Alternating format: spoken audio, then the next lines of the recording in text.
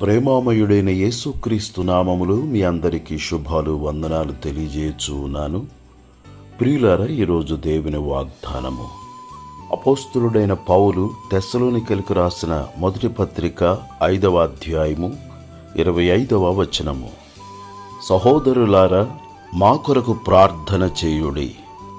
ప్రియులారా, దైవజనులు మనలను ప్రేమించి నిత్యము మన క్షేమము కొరకు, మన ఆరోగ్యము కొరకు, మన భద్రత కొరకు, మన ఆశీర్వాదముల కొరకు ప్రార్థన చేయుచుండగా, దైవజనుల క్షేమము కొరకు, వారి అవసరముల కొరకు, వారి భద్రత కొరకు, వారి ప్రయాణముల కొరకు, వారి కుటుంబముల కొరకు మనము ప్రార్థన చేయుదుముగాక.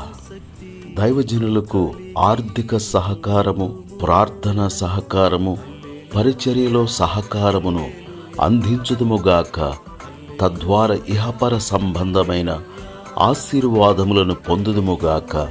సహకారుల పేరులు జీవగ్రంథమందు వ్రాయబడును అని దేవుని వాక్యము సెలవిచ్చుచున్నది.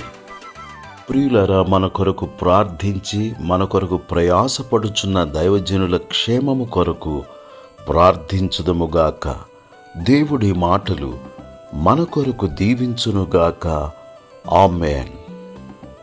దయగల మా తండ్రి, ప్రేమగల మా యేసు ప్రభువా, నిన్ను స్తుతిస్తున్నాము.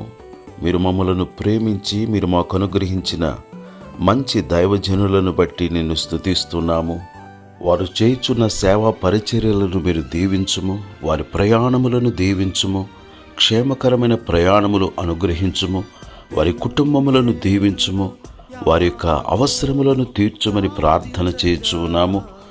అద్భుతముగా నీ దాసులను నిలవబెట్టి వాడుకొనుమని ప్రార్థన చేయుచున్నాము.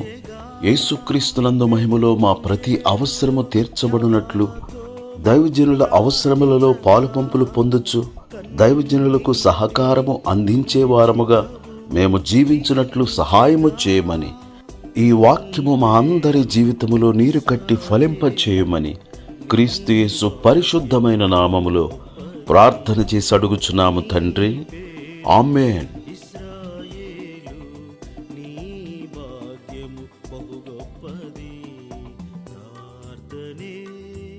ప్రార్థనే విజయము నీచును.